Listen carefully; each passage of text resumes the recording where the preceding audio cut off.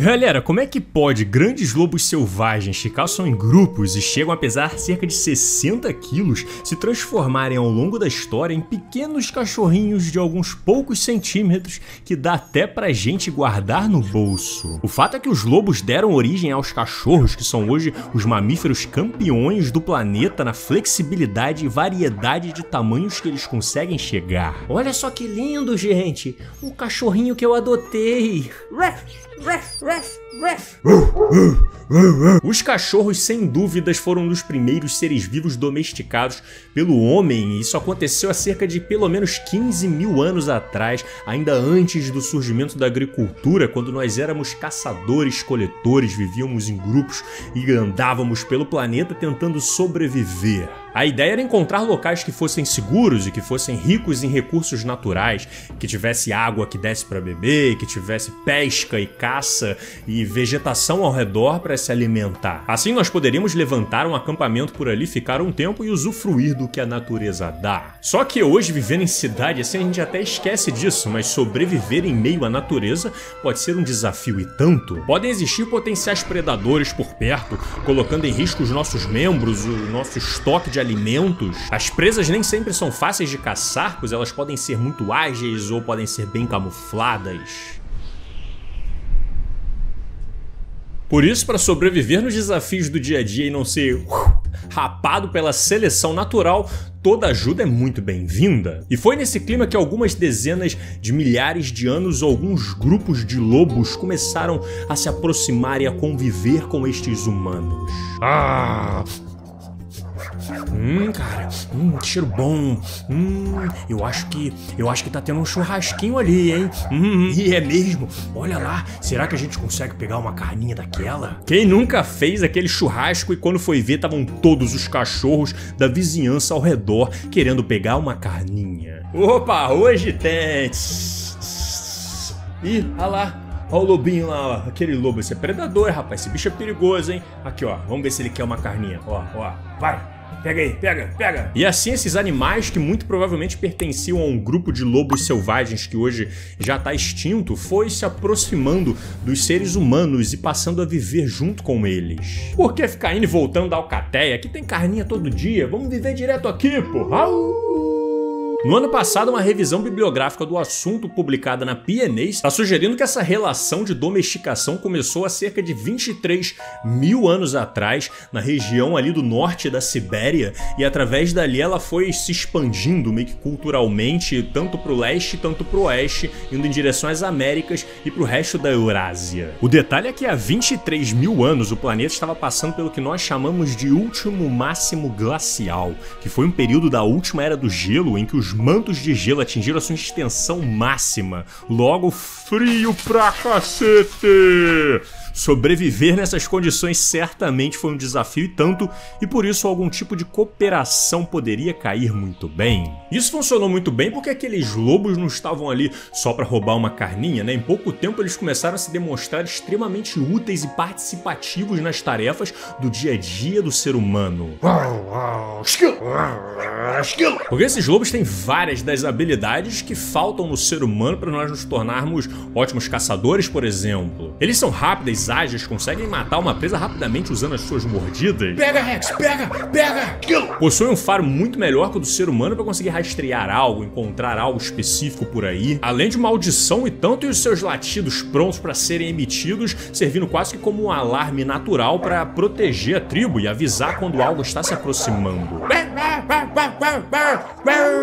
E no meio desta convivência com os seres humanos, é claro que aqueles lobos que tinham aquelas características que eram mais desejadas para aquele momento, seja ele mais rápido, seja ele melhor na caça, mais protetor, mais amigável, mais manso, mais inteligente e comunicativo com o ser humano, eram os que ganhavam mais privilégios e acabavam se reproduzindo mais por ali. O Rex é maravilhoso, ele entende a gente tem que botar os descendentes dele aqui na Terra, essa linhagem tem que continuar. E assim esses animais animais mudaram de um cenário onde existia apenas a seleção natural, onde os próprios elementos da natureza faziam ali a pressão na espécie para ver quem vai sobreviver e quem não vai, e passaram a viver num ambiente de seleção artificial, em quem acaba decidindo quem vai se reproduzir ou não é o próprio ser humano. Então aqueles que tivessem as características e as habilidades necessárias que trouxessem vantagem para aquela tribo naquele momento, os que seriam selecionados e poderiam passar essa sua característica adiante para os seus filhos.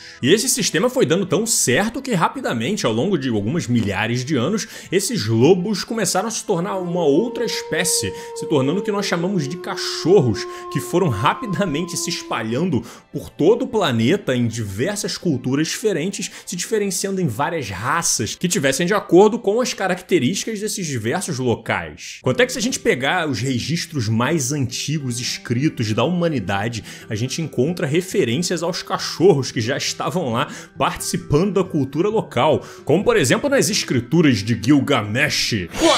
Eles aparecem em mosaicos dos antigos romanos, em peças de artes da Mesopotâmia, em artefatos do Antigo Egito, em peças de cerâmica da China, na América Central, na Índia, na Pérsia, em tudo quanto é canto do mundo e até do submundo, como o caso do famoso Cerberus, o cachorro de 3 cabeças, guardião dos portões de Hades na antiga cultura grega.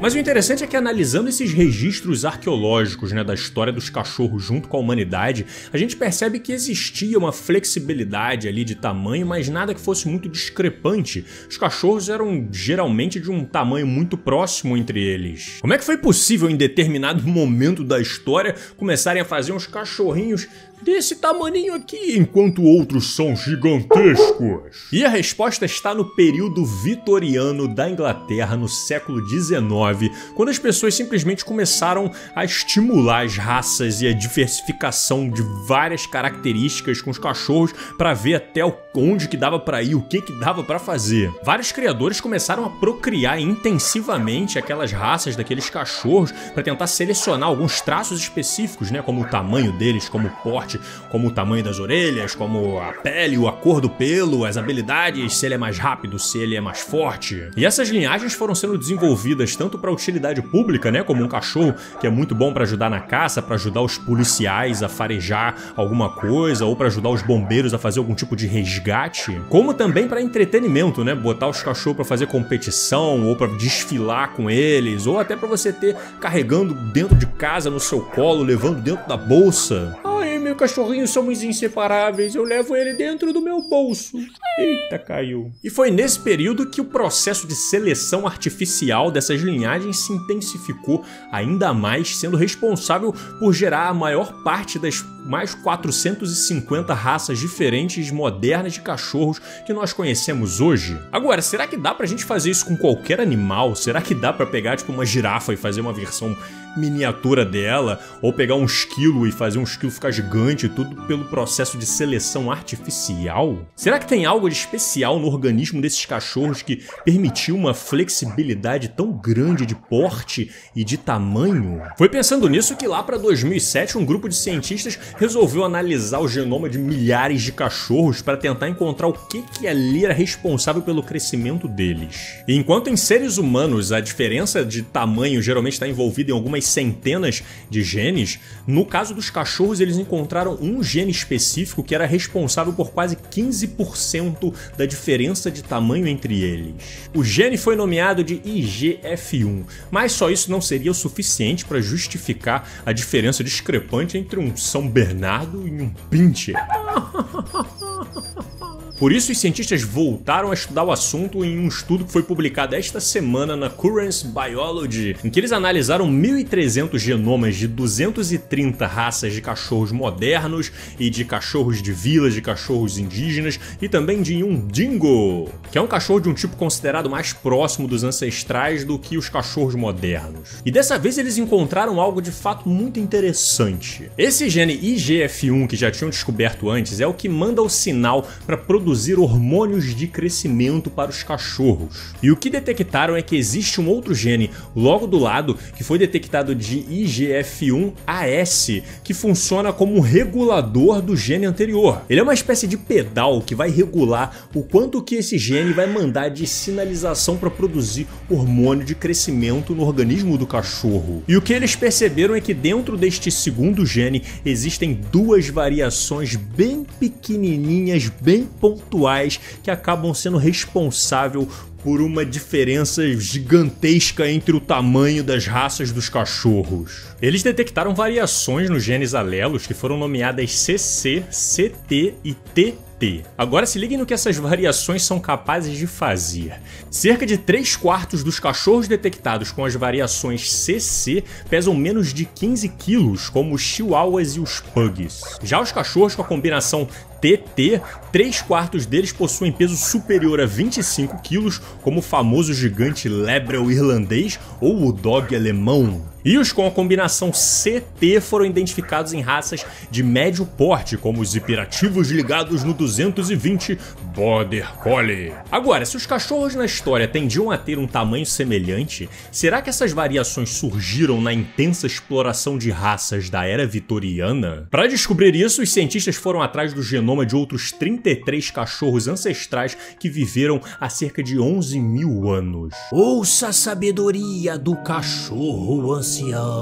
E o que o estudo sugere é que o alelo T, responsável pelo grande porte, já estava presente nos ancestrais dos lobos siberianos há cerca de 53 mil anos atrás, mas não antes disso. Antes foi detectado apenas a variante C ligada aos de pequeno porte. Por isso a ideia é que a variante C era predominante, gerando linhagens de porte pequenos até hoje, como as raposas e os jacaus, por exemplo. E a variante T se desenvolveu depois na linhagem dos lobos do Ártico, aumentando seu tamanho. Para sobreviver em um ambiente hostil, como uma era do gelo, galera, aumentar o seu porte pode te trazer algumas vantagens. Como, por exemplo, ter mais reservas de gordura para aguentar longos períodos de fome, para aguentar fazer longas migrações, assim como uma superfície relativa de contato menor do corpo com o meio ambiente, facilitando que o calor fique armazenado no animal. Por isso, aqueles que desenvolvessem essas características talvez tivessem vantagens que poderiam lhe garantir a sua sobrevivência, atingindo a meta da vida de reproduzir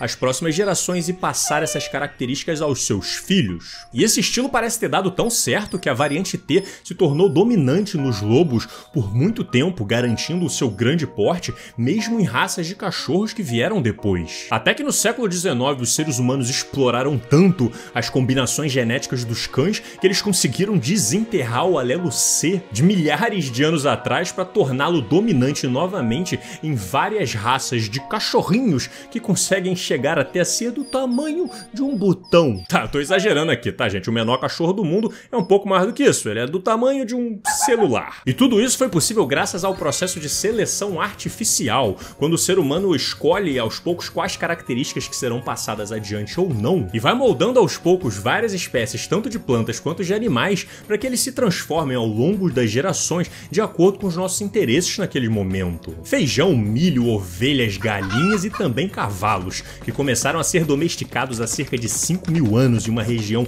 do oeste da Ásia, e certamente vieram a influenciar todo o desenvolvimento da sociedade humana, como nós bem conversamos neste vídeo aqui. Deixa aquele like, um comentário maravilhoso, se inscreve aí que os vídeos agora são semanais e considere apoiar a produção desses vídeos que eu faço com muito carinho pra vocês. Beleza? Nós nos vemos em breve, um grande abraço e valeu!